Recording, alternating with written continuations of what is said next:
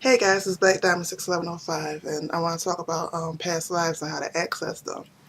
A lot of people believe that in order to access your past life, you have to have certain herbs, certain stones, certain go to certain people, um, which you pay, which that actually can be very dangerous because in order to access your past life, they have to tap into your subconscious, and once your subconscious is open to them, it's open to anything they put in it or anything that they want in it. So I don't really suggest that unless it's somebody you trust. Um, I say a lot, but anyway, excuse me. I wanted to make a note that a lot of people they don't have access to these herbs and these incenses. Incenses, is that a word? Incense, and to these stones that'll help them access their past lives. So with that, there are other ways to access your past lives. Only thing you really have to do is open yourself up to the spiritual realm. Now, I don't mean completely open yourself up to anything and everything that comes your way. What I'm saying is send out a request to that you want to access your past lives. And what happens is you'll be more spiritually aware to the things that surround you. One of the things that can help you find out who you was in a past life, or at least what genre or time frame of one of the times that you reincarnated in, is to pay attention to the things in your surrounding that you're attracted to that is totally different. Um, Kind of opposite maybe, or totally different, or stands out from the environment that you grew up in. Um, for example, I grew up in, I've already said before, Christian, Muslim, Afrocentric based community. Even though I went to a Catholic church where basically all the teachers and all those were white, Caucasian, whatever you want to call them. Um, my upbringing, was a lot of African American studies, not necessarily through my parents, but through people around me. The Afrocentric teachings. But one of the things that I've always loved is rooms and Scottish rites, the Nordic texts, stuff like that. So in doing that, in doing that, and in just sending that request out to the world, I started to notice that a lot of things, this thing around me that I have around me is something that I actually have pulled from me from a past life. Um, just pay attention. This video's not going to be really long because it's really simple.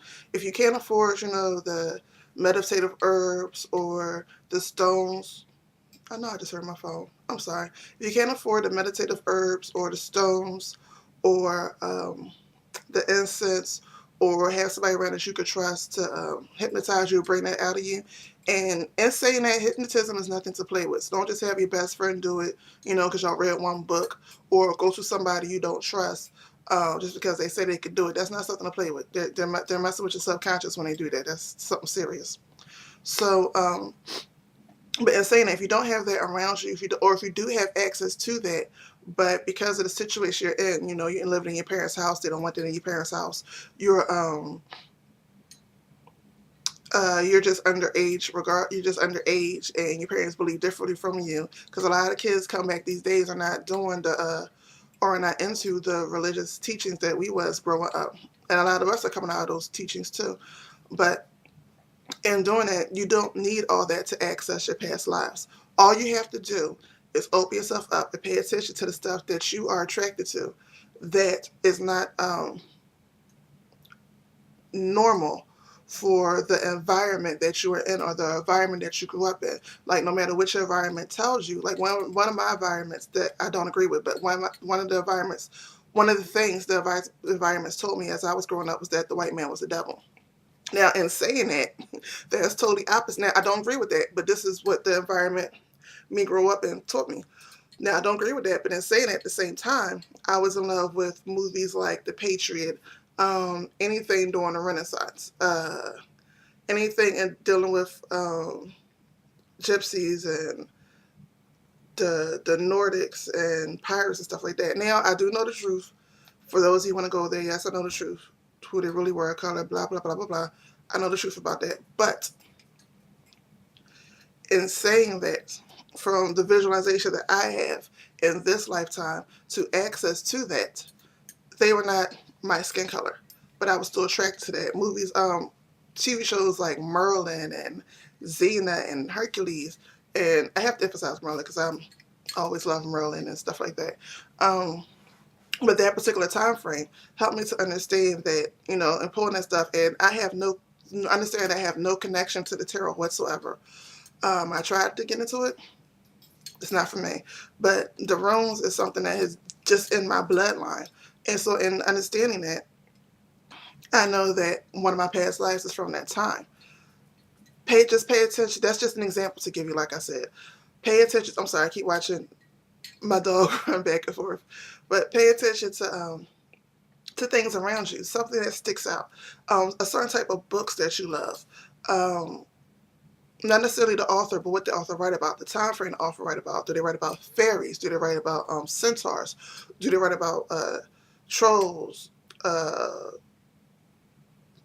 the Renaissance, the Golden Era, the Lemuria, whatever, Atlantis, and all this other stuff. To pay attention to the movies you like. Do you like sci-fi? Do you like outer space? Do you like alien movies?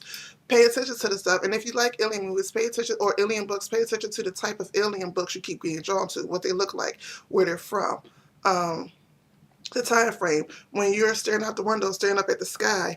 Pay attention to the stars that you stare at the most. Find out what those stars' name are. Or pay attention to the stars that you stare at the most. This will help you access your past lives. If you don't have, like I said, if you don't have access to the other tools. One thing people have to understand is the higher you go up in spirituality, the more you realize everything is inside you. There's nothing outside of you that's not inside of you. So all these tools that everybody say you quote unquote need to have really is an outward reflection that helps you tap into something in you. But the stronger you get, the more you really don't need it. Um, it's good to have, and it's also if you do an energy work with other people who who also are not at that level yet, because everybody has different levels. If you're doing energy work with other people or doing readings and stuff for other people, it's very good to have that as an access point, so they don't think you're just making it up. They're a little more comfortable because they can see something tangible. You know what I mean? That is to me is good in working with other people. But as far as yourself, as you grow up, you'll realize you'll start to be able to do things and see things without necessarily having it. So if you don't have access to it, it's very good to start working with your will and your intuition and being spiritually aware of other things around you, so that even if you get these things, you won't have a necessary attachment to it to think that you always need to have these things. Uh, that's pretty much all I have to say about that with past lives. Just pay attention to the things that you're attracted to that are not necessarily I keep hearing my phone, but I have no idea where it's at. But pay attention to the things that's around you that you are attracted to. That's not necessarily in your upbringing or conducive to, I wouldn't say conducive to your environment, but normal. And I say normal because normal is just an agreed upon standard, but normal to the environment that you're in, the environment that you grew up in. Um, Pay attention to your dreams. A lot of times, when only thing you really need to do in order to dream is to make a specific intent as you're going to sleep to remember your dream. To make a specific intent, specific. I always say the name wrong. I always say the name wrong. They ain't even name. I always say the word wrong. But make a specific. Forgive me, y'all. I do say that word wrong. Make a specific intent as you're going to sleep to remember your dream. To have a dream, make a specific intent as you go to sleep to yourself saying, I want to access my past lives. You may not do it the first night, but if you keep doing it, you'll build up your will for that. You build up your intent, sending that request out to the universe, and it will come back to you. These other items are great to have, I suggest if these other items, I suggest that if you have access to get these items, because it is an easier way into accessing that until you learn how to do it yourself without these items. But if you have no access to it, it is possible, because these items only tap into something that could draw something out your subconscious so that your conscious side of you can remember. That's all. So if you don't have access to it, don't worry about it.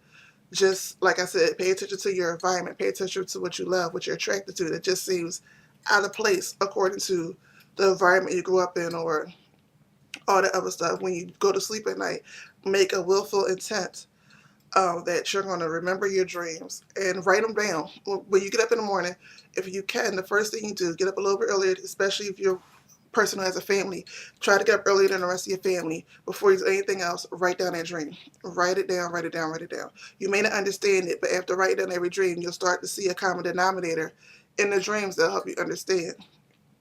Meditate on your dreams. At night before you go to sleep, think about that one thing that stands out. Just pay attention. Like I said, with me with the Nordic culture and the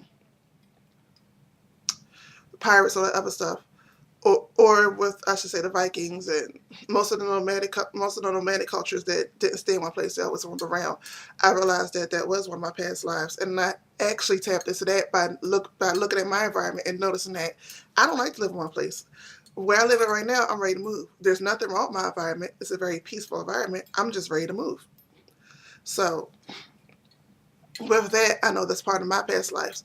So these are just other ways that you can access your past lives for free without having to go out and spend your money, without thinking, and don't let anybody tell you you have to have these things. You don't. It's good to have them, yes. It makes it a little bit easier if you're just starting out, yes. But you do not have to have them. You can do this stuff for free. There's nothing outside of you that's not inside of you. Remember that. So with that, peace.